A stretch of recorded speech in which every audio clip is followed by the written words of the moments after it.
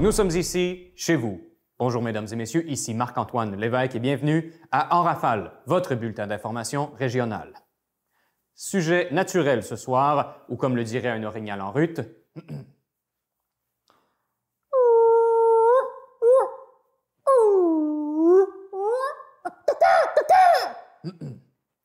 Effectivement, l'épisode d'aujourd'hui servira à en mettre à lumière nos milieux naturels et les activités qu'on peut y faire.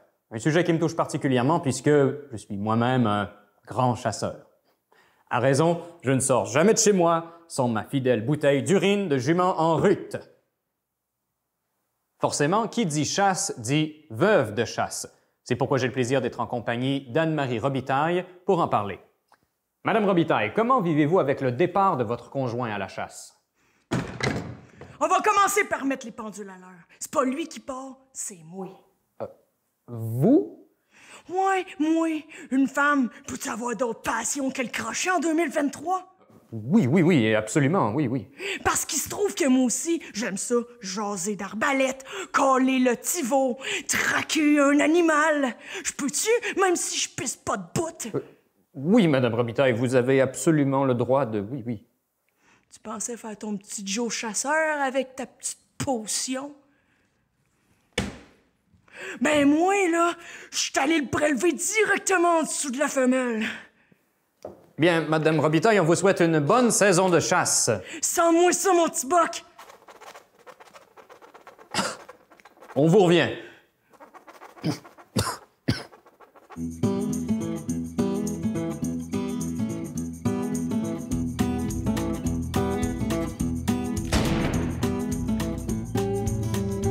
Bonjour tout le monde. Oh ben donc, bonsoir. En tout cas, ça dépend de ces affaires-là, ça vient qu'on sait plus. Fait qu'aujourd'hui, on s'en va rencontrer Régent, puis on est à la pourvoirie des... C'est-tu là que je suis là? Ah, non, Régent, attends, avant, faut que je dise où est-ce qu'on est en ce moment. OK d'abord. Bon, c'est bien. Fait qu'aujourd'hui, on se trouve à la pourvoirie des bocs bruns. Ça, c'est un jeu de mots avec les bacs bruns. Oui! J'ai pensé à ça tout seul quand ma femme elle me l'a dit. Bon, ben c'est parfait. Fait qu'aujourd'hui, on s'en va rencontrer Régent, qui est un expert de la chasse puis de la pêche. Oui, ça, c'est moi, ça. Oui, c'est à ce moment-là que t'arrives. Bon, ben, gars, je suis là. C'est quoi ta motivation à chasser? J'en remonte à loin, hein. Maintenant, je me rappelle, j'avais 12 ans. Je me promenais dans le bois, mon père, pas loin d'ici. Puis, père, il dit, je vais faire une commission, je reviens. OK, on va me promener. J'avais un beau petit lunch.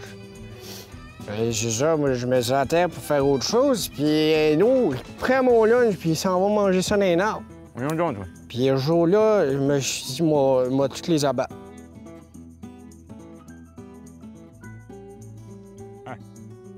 Régent, je suis perdu.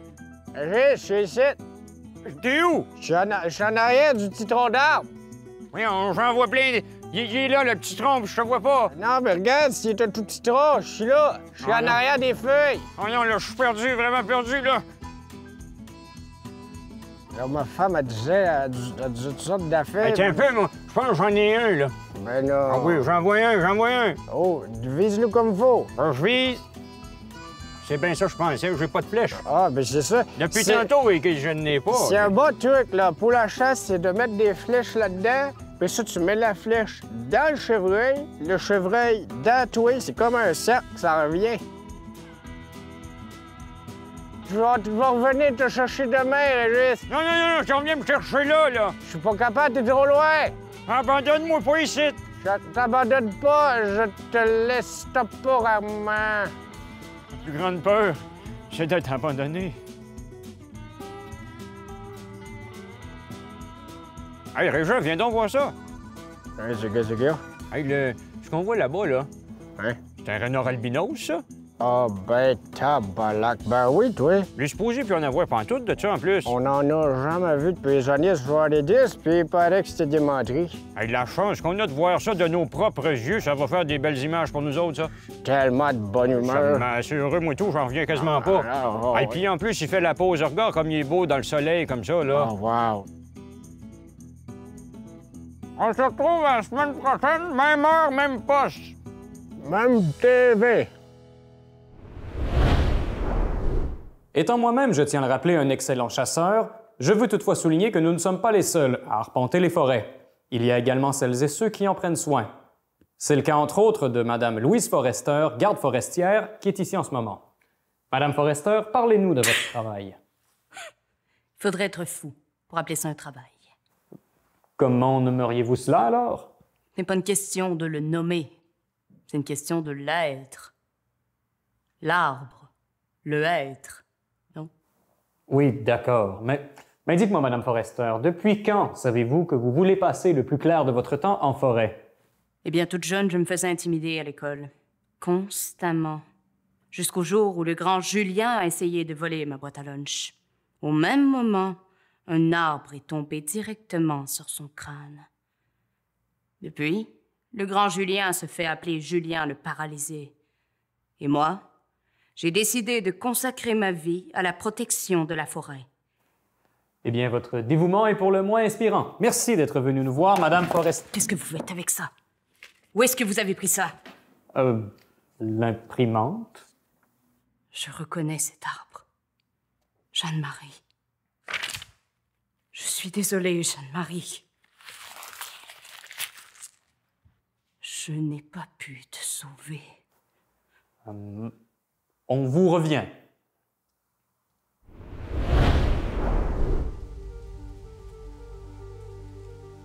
Encore un cas de marcheur hors sentier. Déjà le 7e ce mois-ci. À croire que c'est une épidémie. Plusieurs brindilles brisées. Aucun respect pour la zone protégée. Je crois qu'on a tout. Monstre. Tu dis, Louise? Quel monstre oserait commettre un crime de la sorte? Probablement de jeunes fauteurs de troubles. L'endroit fourmille d'adolescents en camping.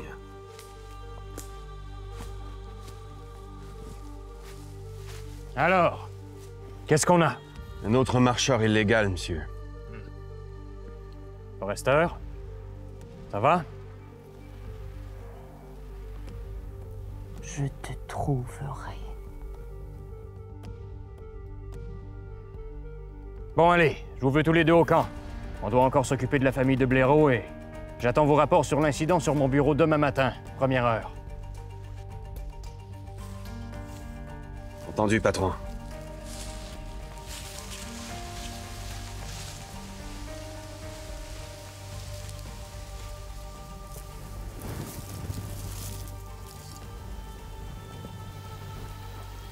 Où que tu sois, je te trouverai. C'est une zone protégée. Sentier. La faune et la flore. Les marcheurs.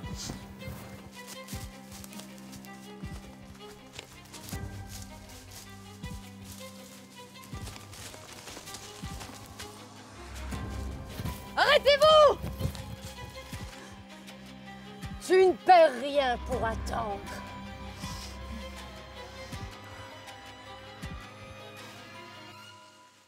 Sept incidents de marche illégale hors sentier en un mois. À chaque fois, des pointures différentes. Aucun lien entre les incidents. Comment est-ce possible?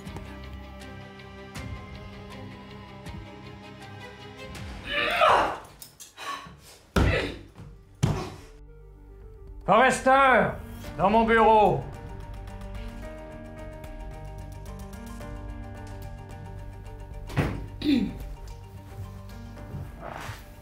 Vous vouliez me voir, patron?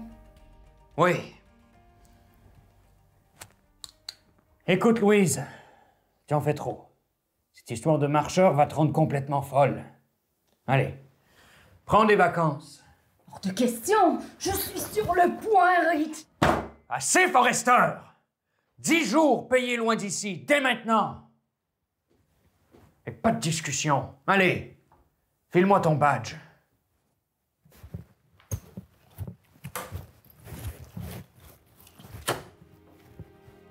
J'ai échoué. S'il vous plaît, pardonnez-moi.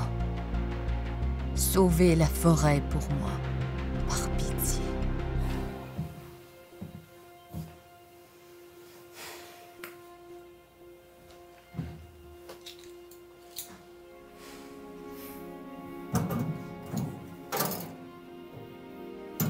Jake, ton casier n'est pas verrouillé. Ah, c'est vrai, elle a pris congé.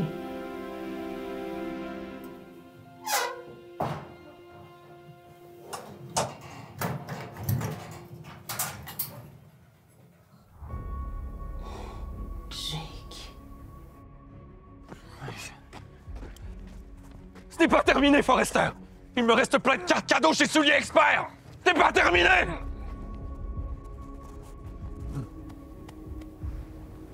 Notre parc a été sauvé.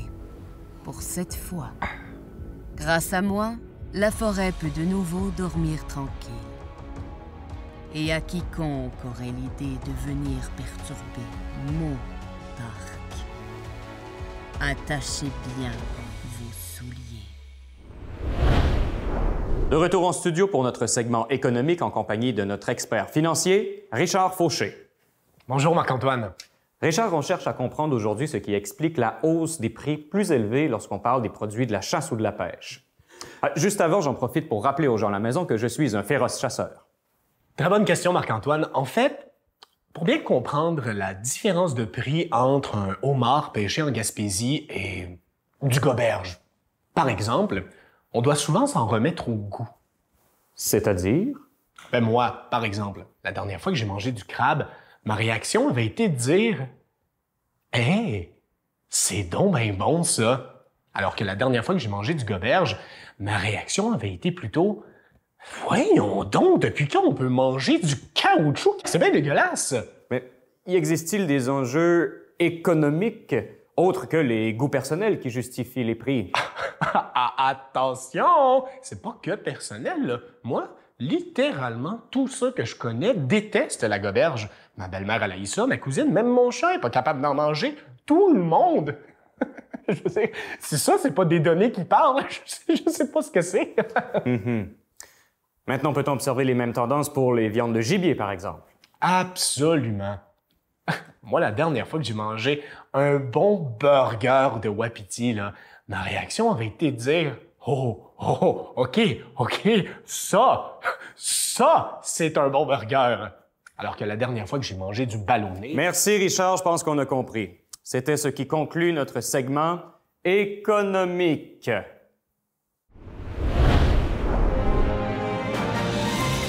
La situation économique mondiale bascule aux quatre coins du globe. La valeur du crabe ne cesse de monter et les marchés s'emballent de plus en plus. Les économistes craignent le pire. Le crabe devient officiellement la nouvelle valeur refuge. Selon la HSBC, d'ici 2030, le crabe sera devenu la valeur la plus élevée au monde.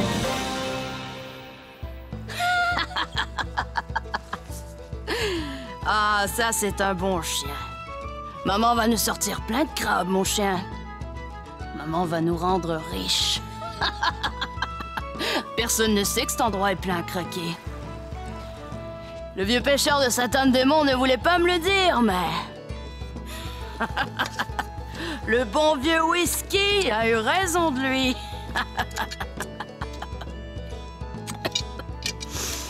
À nous la fortune, mon chien. Ah.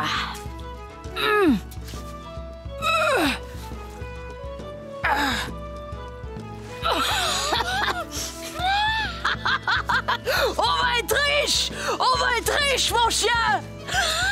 Wouhou! Je suis riche!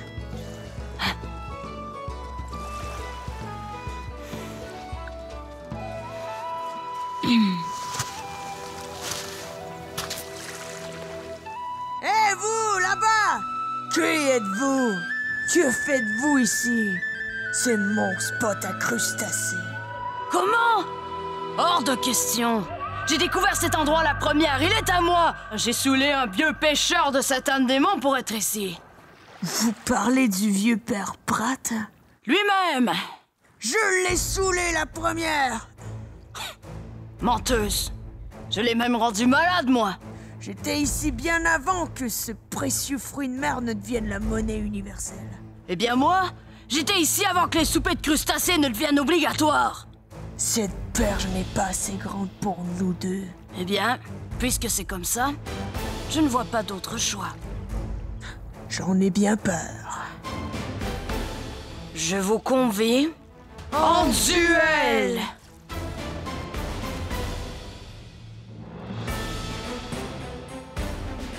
Prépare-toi à aller rejoindre les mollusques, sale coyote. Parle pour toi, triple andouille. J'en ai déjà descendu des bien plus malins que toi.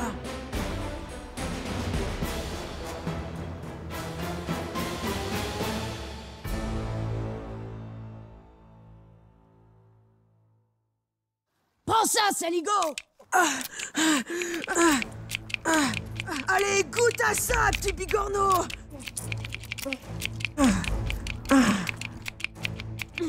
Oh! Aïe! Toi aussi, tu utilises du jus de homard dans ton pistolet? Ouais? C'est un pêcheur de Maria qui m'a donné ce truc. Copieuse! Prends ça! Aïe! Aïe! Misère. J'ai plus de munitions. Je suis à sec, moi aussi. Et j'ai les mains toutes collantes. Tu sais quoi? Il y a que nous deux ici. Et cette parcelle de fleuve est pleine à craquer. Ouais, je crois que t'as raison. On pourrait tous les deux s'enrichir. Disons que je te laisse les avant-midi de pêche et que je prends les après-midi. Je peux vivre avec ça, ouais. Marché conclu. Fantastique! À nous, le crabe! Attends. Qu'est-ce que t'as dit? Je dis du crabe? Non. On dit du crabe. Crabe. Crabe. Je suis sûr, c'est crabe. On dit du crabe.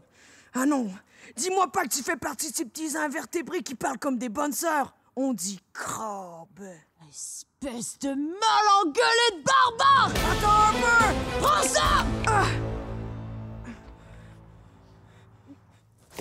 Jean de Maria, ils disent du crabe! Oh ouais, ben moi je viens de partout et on dit crabe! Toi, tu dois faire partie de ces gens qui mangent du homard avec du beurre à l'ail. T'apprécies pas la ressource elle veut qu'on l'appelle crabe! T'as-tu mis un chapeau? Parce qu'un chapeau ça fait crabe. Et quand on est au soleil, il faut un chapeau crabe.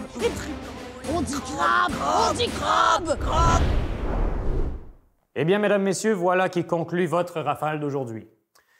En terminant, je tiens à remercier le travail de tous ceux qui contribuent à préserver les milieux naturels, de même qu'à ceux qui pratiquent la chasse et la pêche. Vous savez, moi, en tant que grand chasseur, me permettez-vous d'être parfaitement honnête? Ça fait 15 ans que je chasse, OK? Puis j'ai jamais rien pogné. Moi, j'ai jamais été bon dans les sports, OK? Fait que je m'étais dit, c'est pas compliqué, prends-en un facile. Et quoi de plus simple que la chasse? Je veux dire, t'as une équipe qui a des cornes, puis l'autre équipe qui a des gonnes. Comment ça se fait que même là, je suis pas capable? Puis la pêche, c'est pas mieux, hein? Non, non. Ma meilleure pêche à vie, c'est quand je m'étais amené une canne de sardines comme lunch dans la chaloupe. C'est fini, j'arrête tout. J'accroche mon dossard orange, OK? Gars. Ça, en langage d'orignal, ça veut dire ciao, bye, à la prochaine.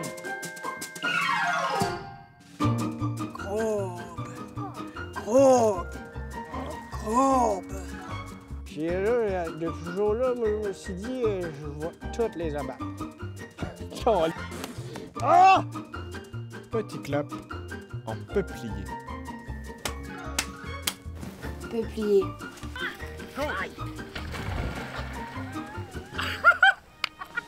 Oh non, j'ai manqué ça! Je ne comprends pas!